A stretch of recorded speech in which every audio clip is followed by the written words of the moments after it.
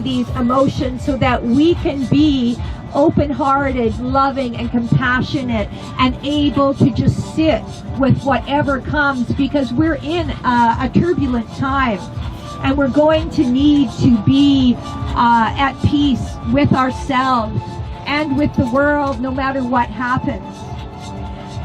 You may have heard talk about the fourth dimension or the new world, and really what that means, ascension is another word that's used. What that means is that we are changing and becoming heart opened, becoming less fear-based. So we're moving into a place where we have love and compassion, and we forgive. Forgiveness is absolutely huge. Forgiveness is necessary to heal all these triggers. Everything that comes into our life, even every traumatic thing we've had, is to help us to grow. It's to help us to become the best we can be. It's to help us to undo the ego and the ego's effect in our mind. The ego, people don't really understand this. The ego is not a bully or this bully person that just thinks they're better than everyone else. We all have an ego. The ego is the idea or the image we build about ourselves from the times we're very young. It's the idea of who am I in the world.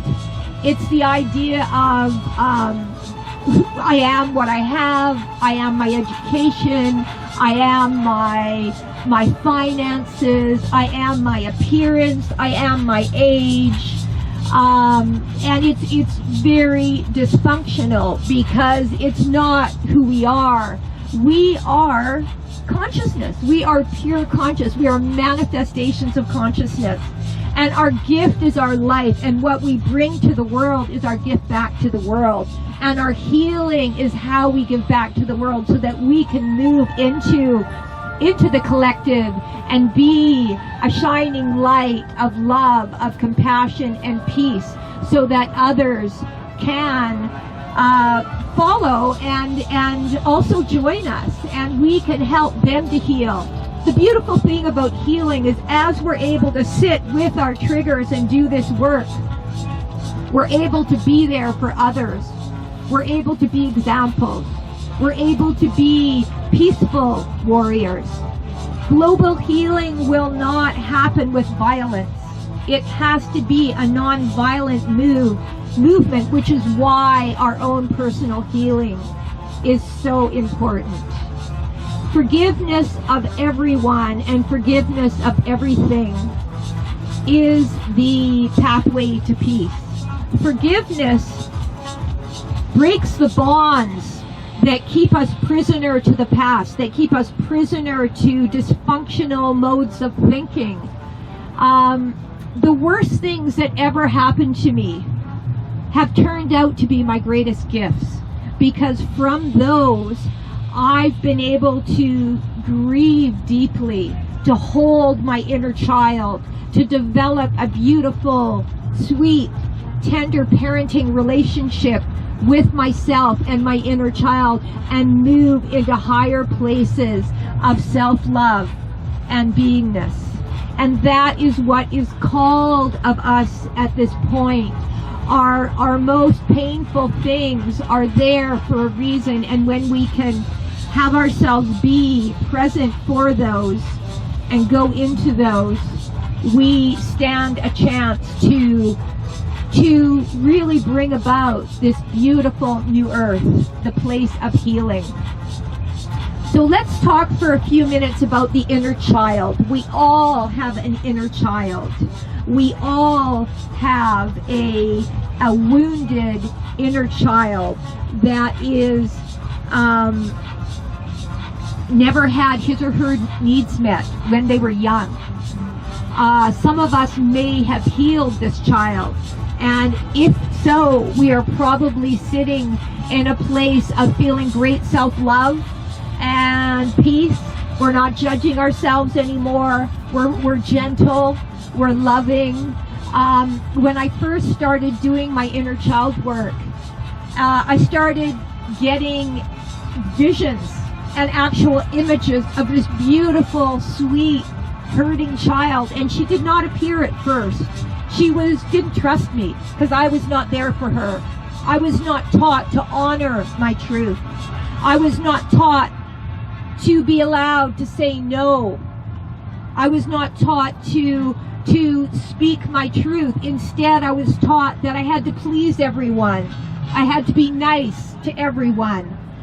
And the most important thing was to have people like me. Something that I was raised with, oh my God, what would other people think? What other people thought was huge. Now I bless everyone else.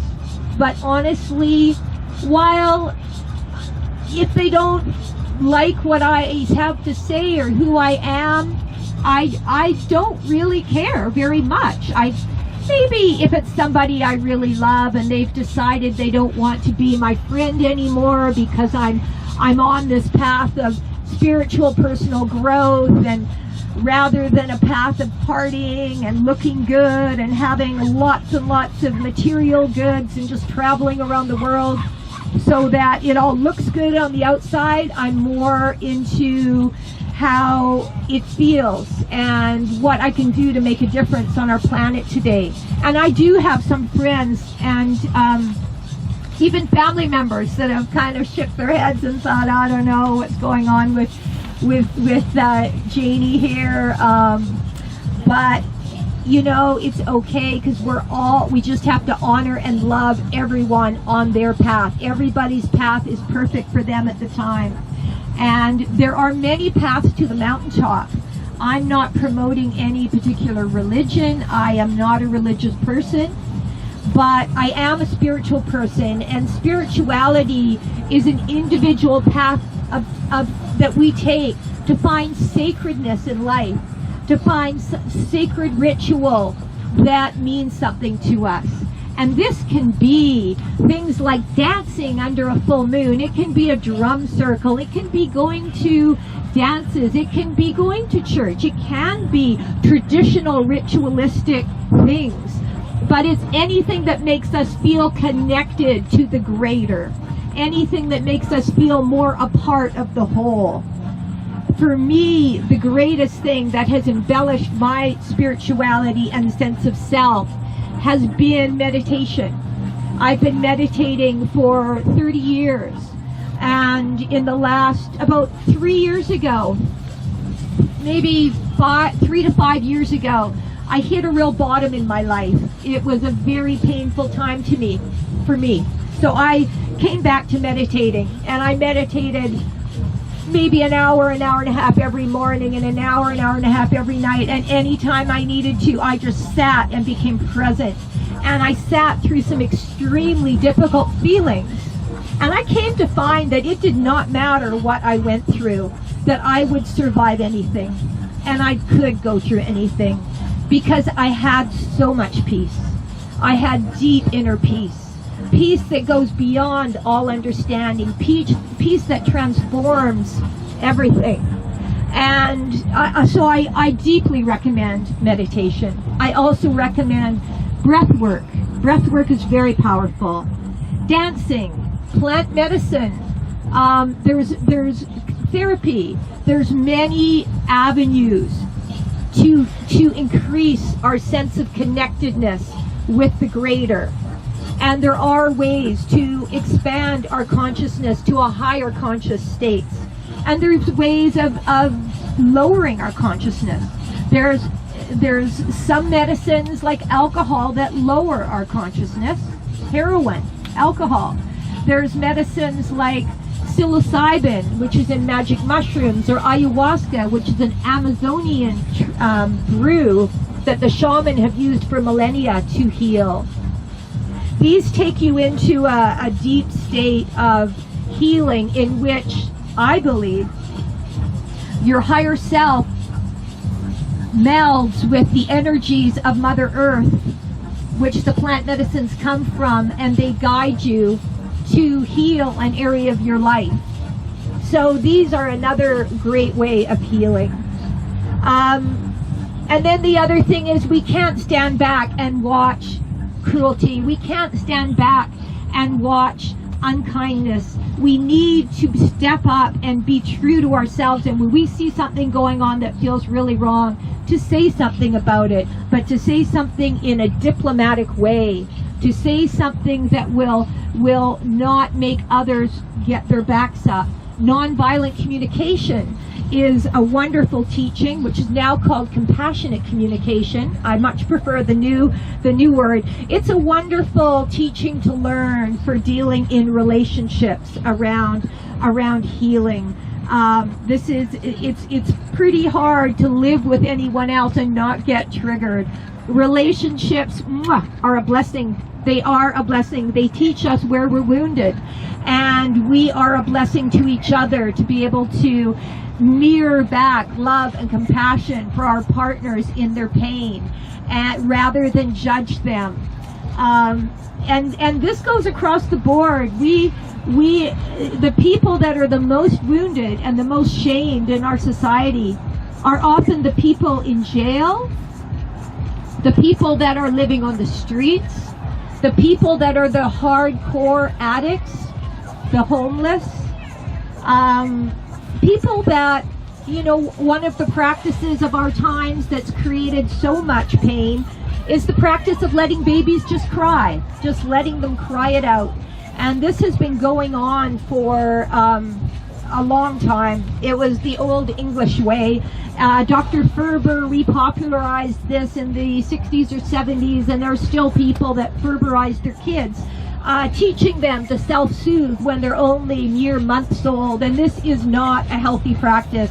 This teaches children, babies, that the world is not a safe place. That the world is not a safe place to come into. We need to be there. We need to hold each other in our pain, especially our children.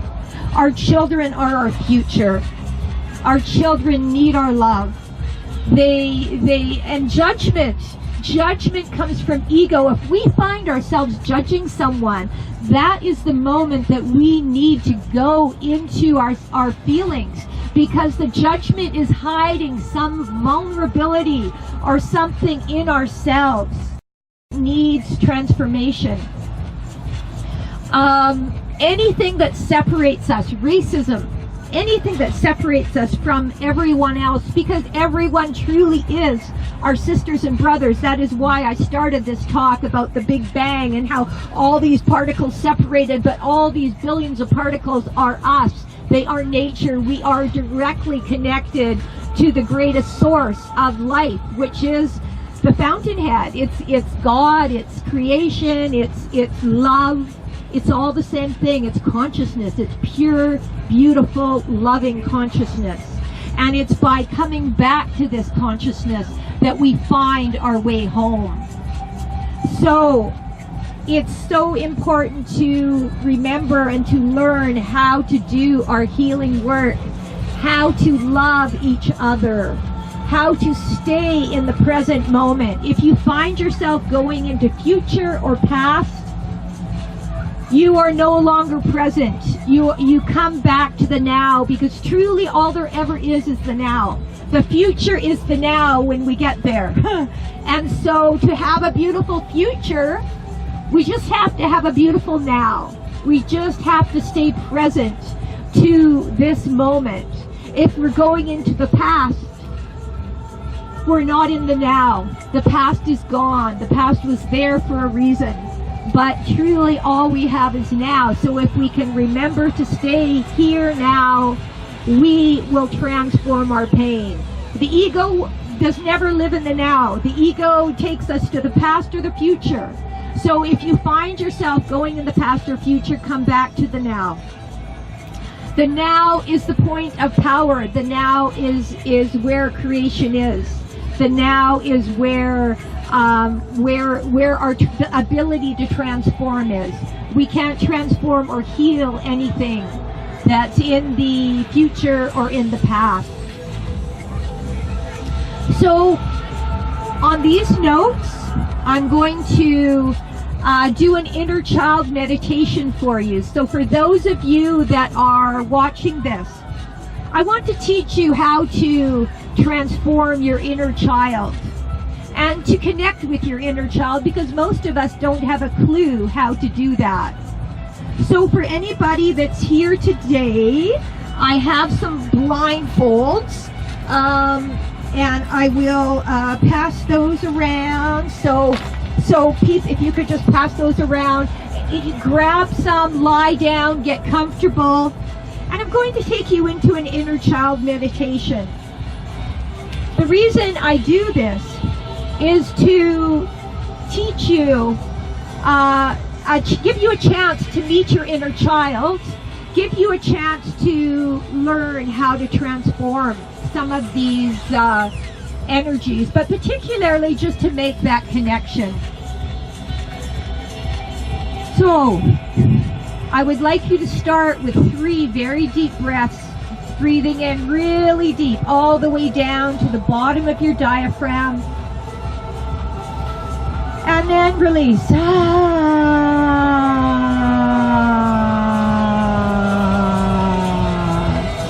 Feel free to tone as you breathe out.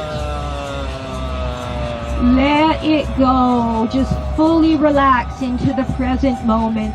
Toning is very helpful for releasing stagnant energies. What I would like you to do next is close your eyes, place your blindfold on so that you have some blackness over your eyes and you're able to see. Imagine you're at a beautiful park in the mountains, and you step out of the park and follow a little path that leads into the woods. And it's beautiful. The sun is twinkling through the trees, creating little glimmers of beautiful lights that dance here and there. Things are green and beautiful. You walk along the path. You breathe deep into the sunlight, the speckling of forest and foliage around you. You see the path starts to wind up a little hill. You follow it up this little hill. As you come to the top of the hill and you look down, you see that there are a number of people walking down the hill on the path in front of you. You watch them as you come along and walk towards them. Then all of a sudden, these people turn around and you notice these people are you. These are all people of you at different ages and times of your life. They could even be you in different lifetimes. Now go to the person, go to the one that is the most separate from the others. This may be a smaller one. It may be a child, a young child. Go to this child and look this child in the eyes. Ask this child if you can touch his or her shoulder. If they say no, respect their wishes. Honor this child. This child needs to develop, or this person needs to develop trust with you. This may be a new process for you.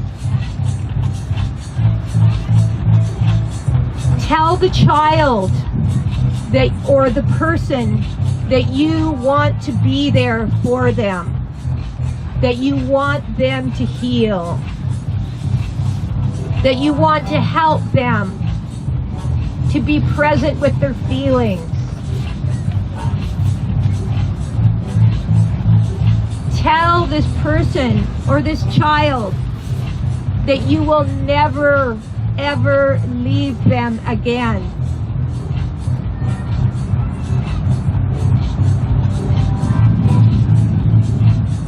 Tell this child that they have a right to all their feelings, and you honor all their feelings.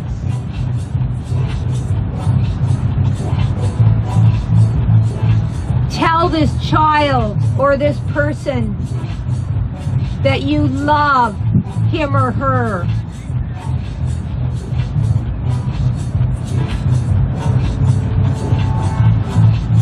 Tell this child or person that they can come to you when they need to, and that you will listen to them.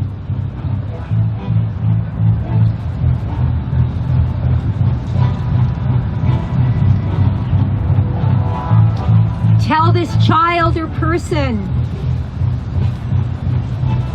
that you will be doing some healing work with him or her in the weeks and months and years ahead, and that you will hold this child or this person in your arms if they are comfortable with that, that you will comfort them and be there with them during this healing work.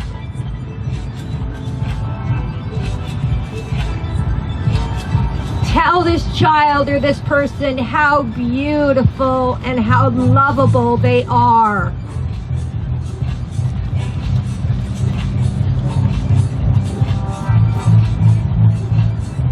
And now I want you to ask the child or the person if they have something to tell you.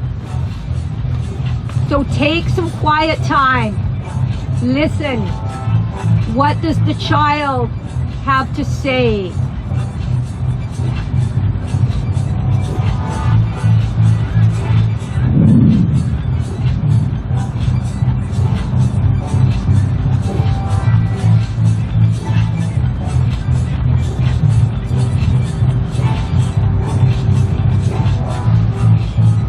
Tell this child or this person that you will be coming back again to visit with them and to love them and to help them heal.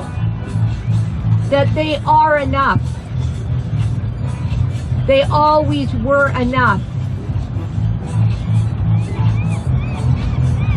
Tell them they are worthy of everything beautiful and sweet and loving.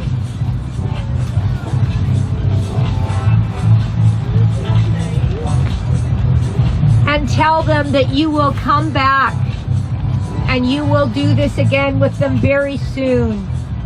Thank them. Thank them now. Thank them for coming. Thank them for appearing to you. And if they're comfortable, ask them if they're comfortable with you giving them a hug. And if they are, put your arms around that child. Put your arms around that person. And hold them. Visualize your heart chakra opening and white, pure healing light pouring out and enveloping you and the child. Feel the child's brokenness. Love that child. Love that person.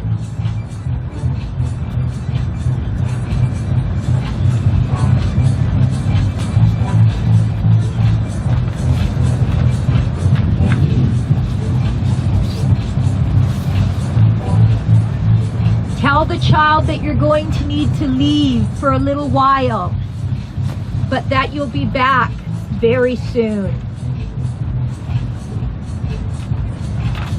And take your time to come back into this room, to come back into this place. And be very gentle with yourself for the next little while, because as you heal your child, you heal yourself. and it can be very triggering and may need some time to be gentle.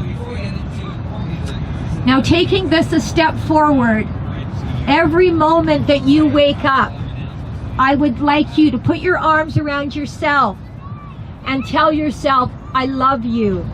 Whether pain comes, whether peace comes, whether love comes, or loss, I will be there for you. And you give them a hug, and you carry on with your day.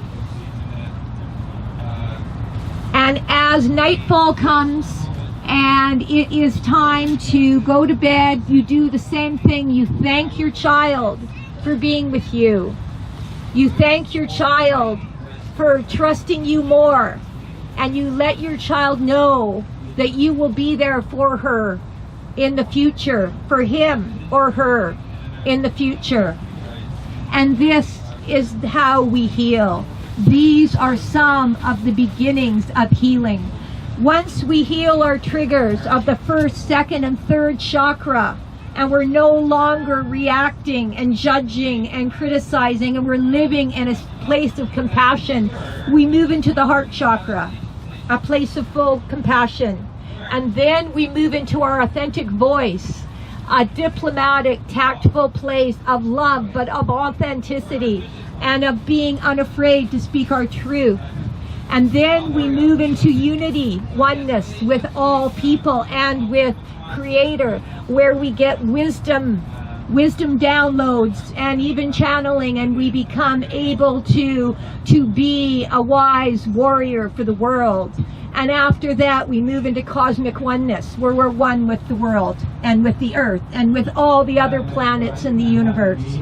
So it's a beautiful process, and it starts within, it starts with ourselves, and it starts with love. So next time we think we want to condemn the corporation, send them light, send them love, find a passion you're passionate about and work for it.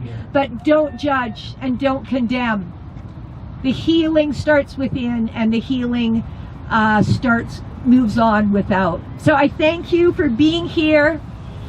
I take a moment to thank Source for our beautiful life, for the love and the support, for forgiveness, compassion, wisdom, and love. And I love you. I thank you for coming. Welcome, and we'll see you again at another workshop. Bye.